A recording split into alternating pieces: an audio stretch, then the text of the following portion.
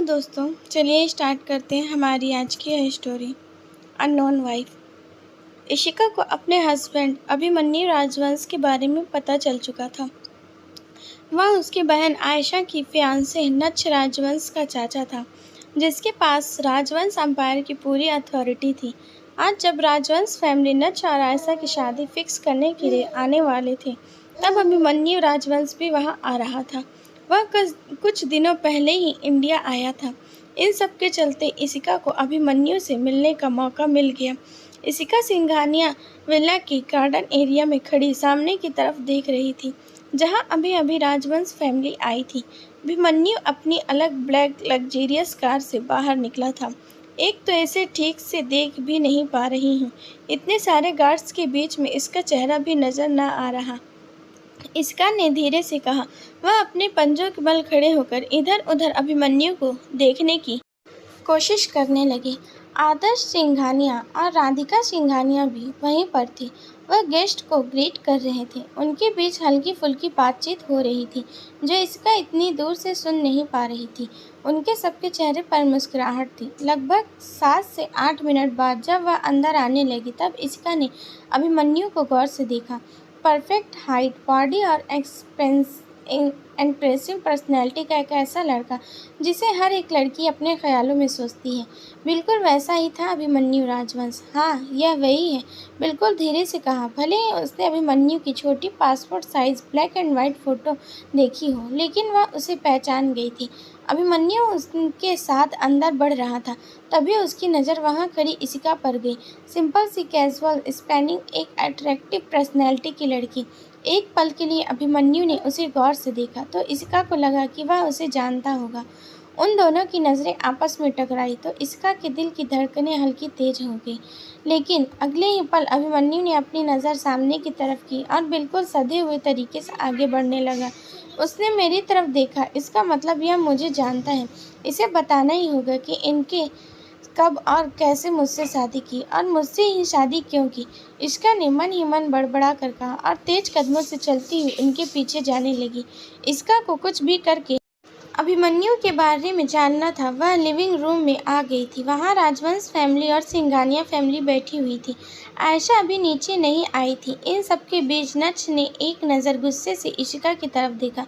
वह इशिका का सीनियर था। उम्र लगभग 24 साल, 5 फीट 11 इंच हाइट, दिखने में हैंडसम। उसे नज़रें मिलते ही इशिका ने अपनी नज़रें चुरा ली थी।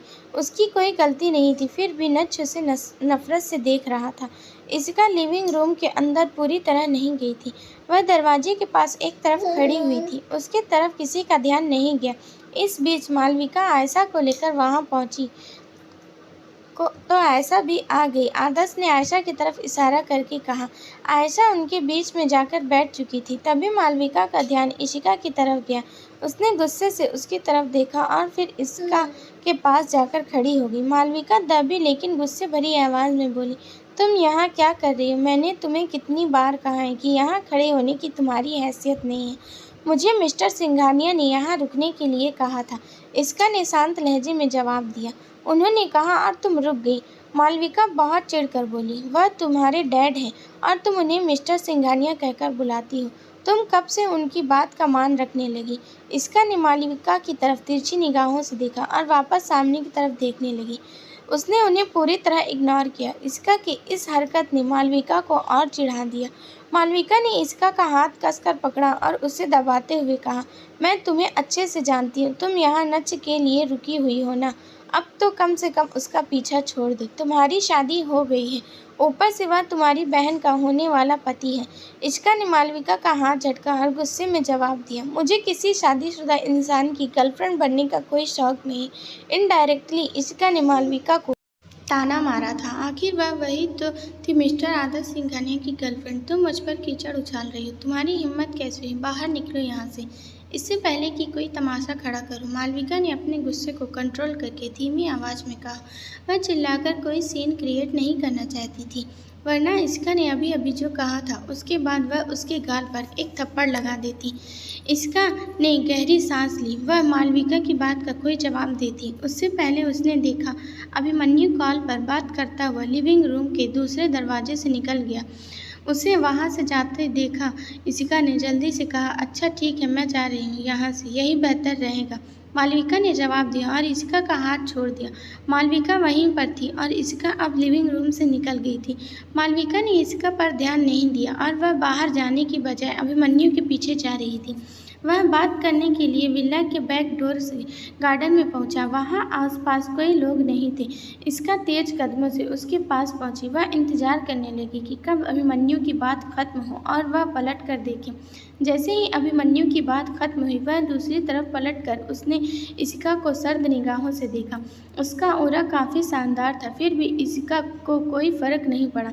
इशिका पूरे एटीट्यूड से उसके सामने गई और अभिमन्यु की आंखों में आंखें डालकर देखते हुए हल्का मुस्कुरा कर कहा, कैसे हो तुम डार्लिंग? हमारी यह स्टोरी अच्छी लगी हो तो लाइक शेयर कमेंट ज़रूर करें। Thank you so much.